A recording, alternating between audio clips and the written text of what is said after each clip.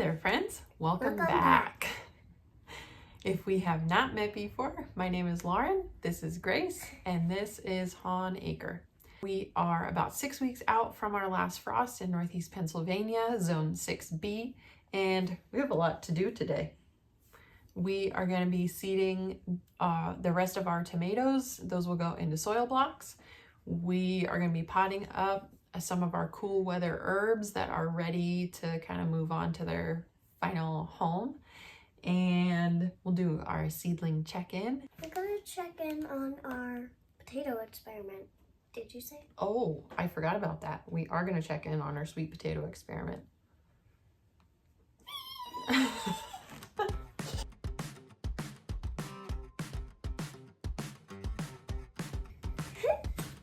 Don't forget to subscribe. If you like our videos, like and subscribe.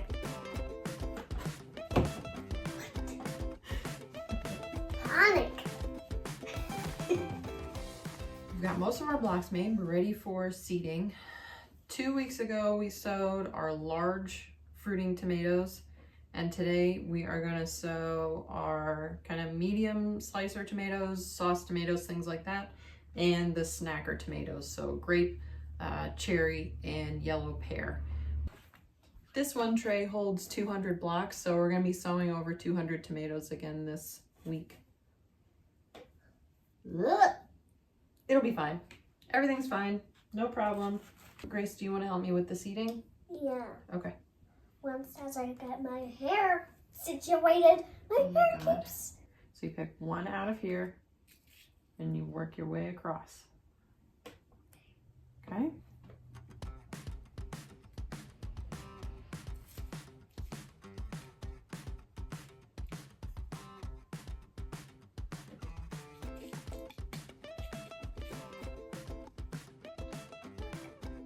Look how tiny these are, Hawn Acre. Look.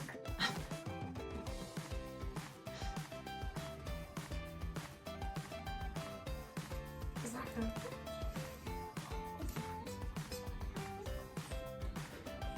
Put my back. Put my back. You don't have to squat.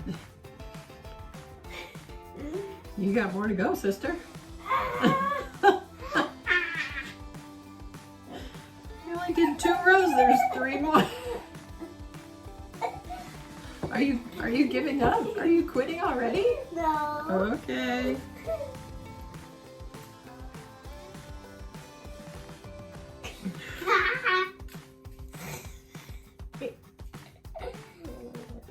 There we go. Okay. You're not quitting. You already never quit. We never quit. You're right. Wait. Hey, can you believe you and I have been making videos for almost a year? What? Yeah. I can barely see it. I can barely see it. Ooh.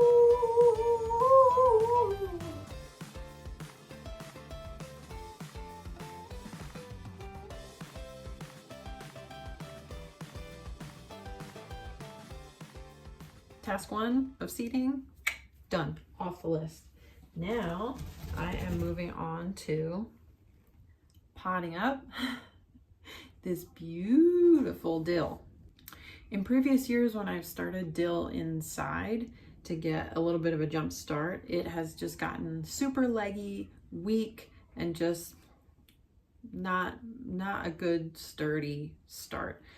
So I think this is the nicest dill I've ever started inside. I plant dill throughout my garden, especially in my squash and pumpkins, to try and control some of the pest pressure that we get in those crops. It's also a host plant for a black swallowtail butterfly, so that's really neat too. In the later in the season, you'll get to see caterpillars just show up. And sometimes when I'm making bouquets, because I'll use this for filler as well, sometimes when I'm making bouquets, I end up with a caterpillar in my bouquet. So I will sometimes just give a disclaimer like, hey, watch out for caterpillars. This dill is a host plant. Don't be freaked out. It's just trying to be a butterfly. The main reason I am potting up today is because it's just time. This dill has got some great roots on it. It's getting pretty tall, so there's a few leaves that had gotten a little bit too much light from the grow lamps. So it's just time. I will be potting up into these pots. I want to say this is a 3-inch pot. I try and reuse a lot of my pots just to keep my costs down and keep these out of the landfill. So the problem that arises then when I am potting up is that everything takes up more space. I'm going to be using 2 different trays to hold my larger pots of the herbs, and this is just a regular drainage tray for a 10-20 tray, and then I'm also going to use this middle size tray that I've been using for soil blocks. I've gotten some questions about these trays as to whether or not I like them and how long I think they're going to hold up. I love them. I think they're fantastic. Next year, I might not even use the cafeteria trays that I started with because I think these are awesome. They're not as sturdy as the cafeteria trays, but I do feel that they are sturdy enough for the job that I'm asking them to do. And I do feel that unless I leave them just baking in the sun or in some extreme conditions, that they will last for many, many seasons.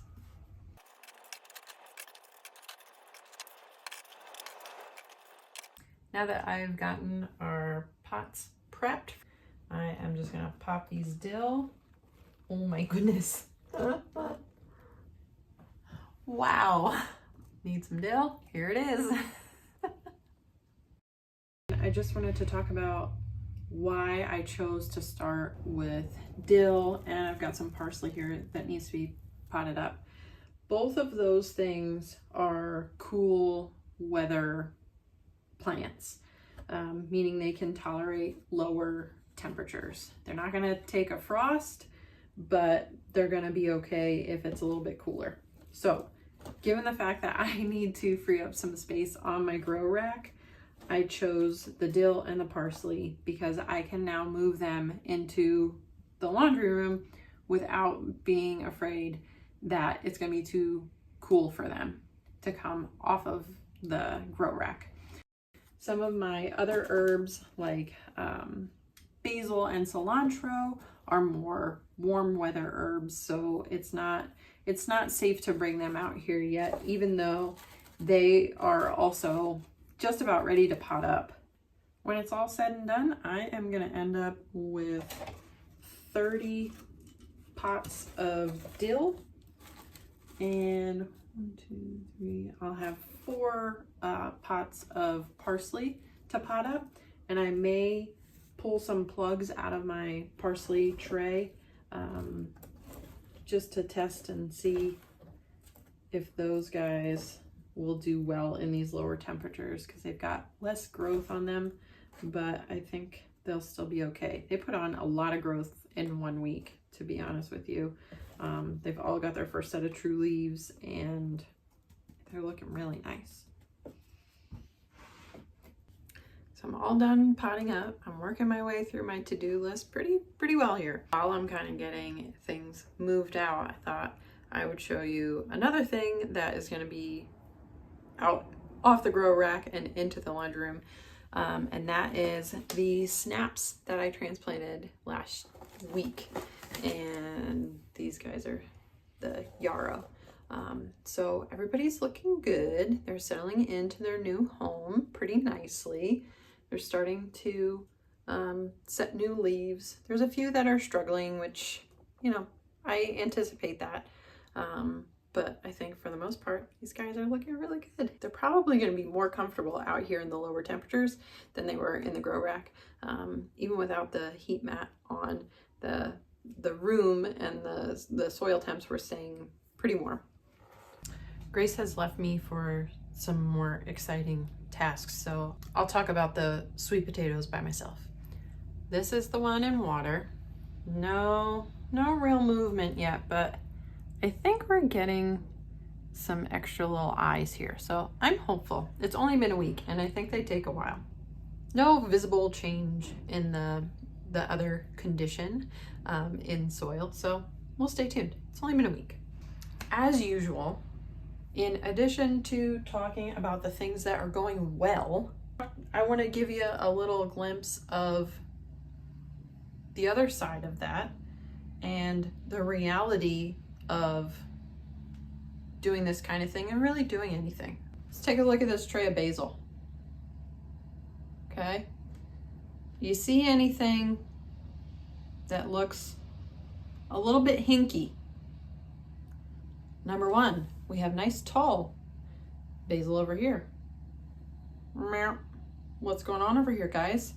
Also, I believe this is a moisture and light thing because I'm moving these trays around all the time. Also, I let these guys dry out a little bit too long, and then guess what?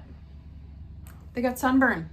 I show you this to just remind you that things happen, okay? I've been watching it unfold on social media, and this is not a new thing. It's just the time of year. Everyone is getting stressed about being too late or not doing things right. And I just want to say, like, gardening is supposed to be fun. This is supposed to be fun. Now, obviously, there's a difference when you're doing things for production and when you're doing things just to like fill your garden. But still, even then, like, you can't take it too seriously. And this is coming from someone who takes everything too seriously. You're not gonna get everything right all the time. You can't control every single aspect of growing plants. And if you think you can, you're gonna wear yourself out just being angry and upset. So just keep planting, keep trying. Now, can I tell you that when I saw these plants last night, I didn't have a moment of like, dread? No, I can't say that. But I looked at the environment, I looked at the fact that the blocks were very dry, and I gave them some water. That's where I start. Remove the leaves that looked really bad. And then this morning, okay, they look better. So that tells me that they're gonna grow out of this. It's okay. And we're gonna be okay. If you're going to compare what you are doing to other people's growing conditions that you're seeing, you got to keep in mind, like, what is their goal? Are they growing for production? Are they growing for profit? Or are they growing just because? Like, those are going to be very, very different situations. So run your own race. That's all. There's a million ways to do this. There's a million ways to do everything. You got to find what's right for you. Thanks for coming to my TED Talk on minding your own business. Just in case you're still feeling bad, pet your seedlings, okay? These are tomatoes. Pet these babies, okay? It's gonna help them and it's gonna help you. You're both gonna feel better. Your seedlings will be stronger. You might be too. You're at least gonna feel a little bit more calm. Plus, it smells like spring now because it smells like tomato plants. Let's check in on our peppers while we're doing check-ins. Boo! Look at these babies. Oh yeah. As always, I want to thank you so much for joining me today on this continued journey of seed starting in 6B. Next week will not be a lot of seed sowing, but we're gonna have something to do. So we'll cross that bridge when we get there. I think that this week is pretty much my last really big planting, where I'm using these big trays and sowing like hundreds of seeds at a time. At a certain point in the year, close to last frost, I will start my weekly sunflower sowings. So we'll get to that.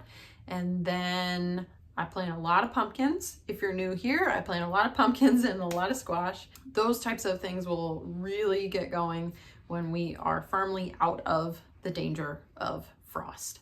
So once again, If you are enjoying our videos and have not subscribed yet, take a moment to hit that subscribe button. Help us get our content in front of the people who are looking for it. I will see you next time, right here on Hawn Acre.